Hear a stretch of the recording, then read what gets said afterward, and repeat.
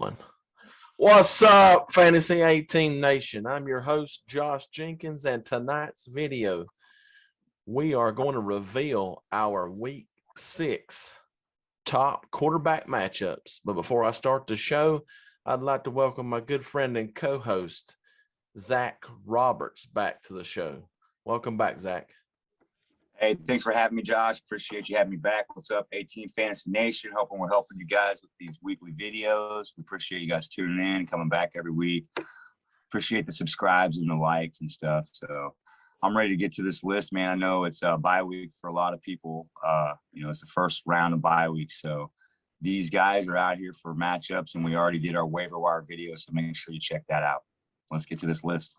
All right. First on the list, I'm going to drop to you guys Jalen Hurts. He plays Tampa Bay, the 23rd ranked defense against the pass. Last week, he went 22 for 37, $198, 0 touchdowns. He had 1 interception. He also had 9 rushes for 30 yards and 2 touchdowns. What's your thoughts? Well, yeah, I mean, he's a real dual threat quarterback. So, he had 2 sacks, but that was in the scrambling process. So it's probably just, I didn't see the whole game, but I'm sure it was just a little bit of a loss. His pick, I didn't get to see it, but it could have been a tip ball. There's been a lot of interception and tip balls lately. With that said, man, I think he's a true dual threat, just like Kyler Murray. Every week he has a chance to go off. In my league, we have a high scoring league, so he's averaging like 50 points, which is above average or whatever, but he's had some 70 and 80 point games too. So he really has a chance to go off versus Tampa Bay. I believe it could be a high scoring affair. Tampa Bay's got a great offense also, and Jalen Hurts and his offense is a unique offense, kind of like Lamar Jackson. So with that said, man, he has a potential to put up like Murray/Jackson numbers, and he's a true dual threat quarterback. So we love this matchup. I think he's going to put up, probably 225 plus yards in the air. He'll probably put up another 40 to 75 yards rushing. And I believe between the two, he'll at least get 2 touchdowns. He might even get 3 this week. So I believe it's going to be a heck of a game and probably one to watch, actually. So I love Jalen Hurts in this matchup.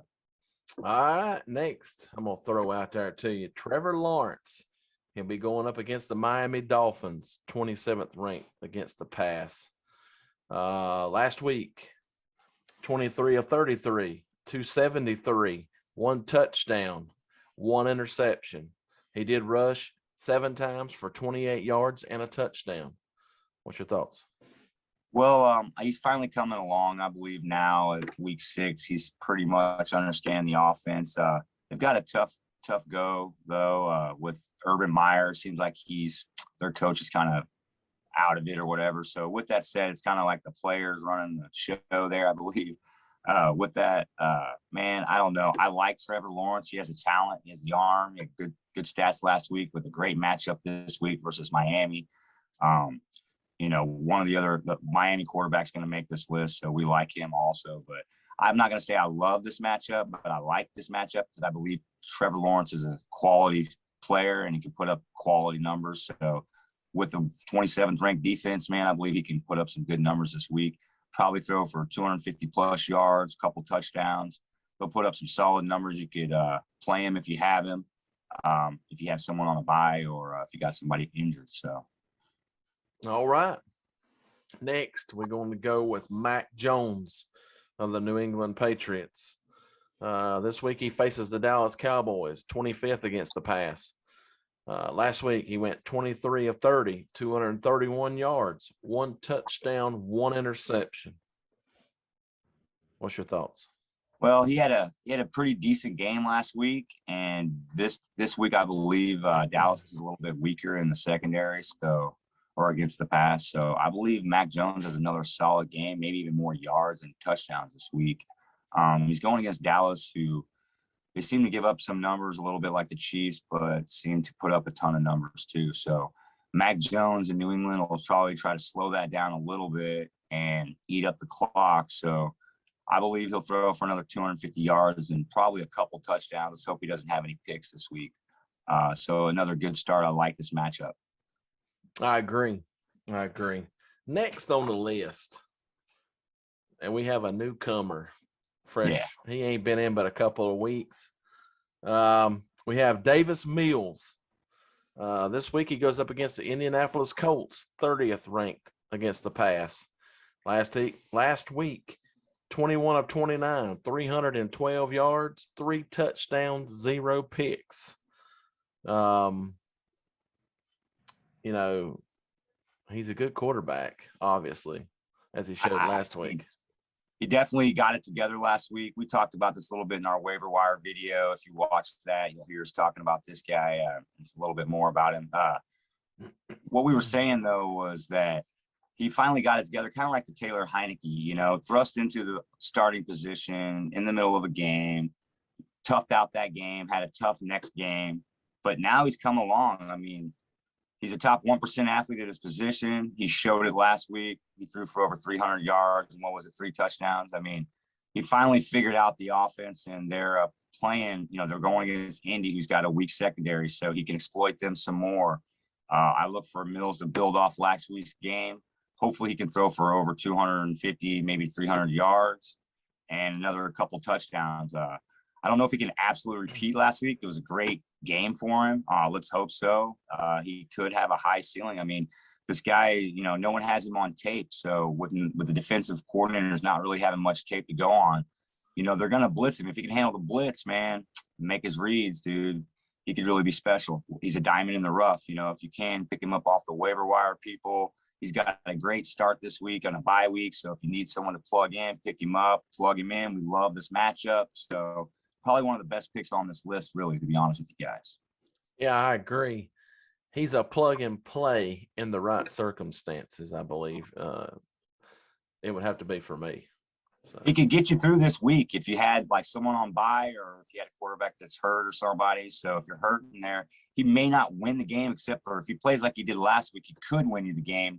I mean by your weekly matchup this week.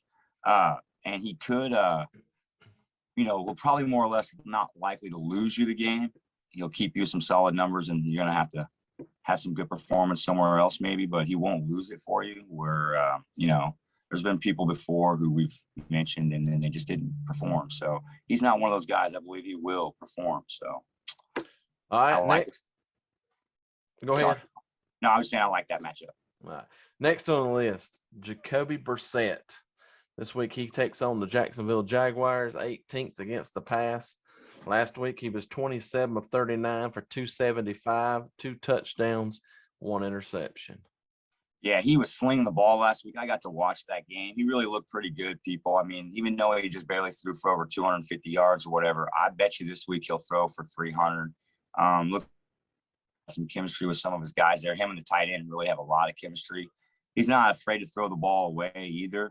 So with that said, he's got a real high IQ, I believe, as far as quarterback goes. He's kind of questionable with a hamstring issue. So keep that in mind and, watch that to see by Friday if he's going to start, which I don't think the hamstring will keep him out. I believe that'll just make him be more smarter with the ball, make his reads better. Jacksonville's, a little bit above mid, or a little bit below mid of the road at 18 against the pass. So I look for him to still have decent numbers this week, maybe even throw for 300 yards and a couple touchdowns. So don't look for him to do much with his legs, but he is a dual threat whenever he doesn't have a hamstring. So, all right. Last but not least, our only honorable mention that we have for tonight is Taylor Heinicke. This week he takes on the Kansas City Chiefs, ranked 32nd against the pass. Last week he was 20 of 41, 248, 0 touchdowns. He had 2 interceptions. He had a tough week last week. He played a tough team in New Orleans last week, and they're pretty good against the pass. I think the third. So with that said, man, I think he really will have a good game versus Kansas City. I don't think that Washington football team will beat my Kansas City Chiefs, but I think it'll be like a 34-24 type of game, which leaves that out there for Heinicke to either throw for maybe 2 touchdowns or maybe even throw for 3, depending on if he throws one to Antonio Gibson or not. But I believe that he's a solid play this week, and I figured he was definitely worth mentioning. I mean, my Chiefs give up a lot of pass yards, and he's just like the guy we mentioned above, Davis Mills, where he's on the waiver wire video. You could pick him up and play him this week. It's a bye week, so if you need someone to play, even if it wasn't this week, because it's such a great matchup, people, it really is. I'm like, again, with Mills, he probably won't win the game for you, like put up 90 points or whatever. You know, that'd be a lot in my league. But let's say your league's a standard league, like he might not put up more than 25 or 30 points. However, he's not going to lose the game for you either, and only put up like 7 or whatever. You know, he's a solid player. So with that said, he's proven every week through the baptism of fire, like Mills, stepped into the role, struggled a little bit, and now it's caught their foot and building chemistry.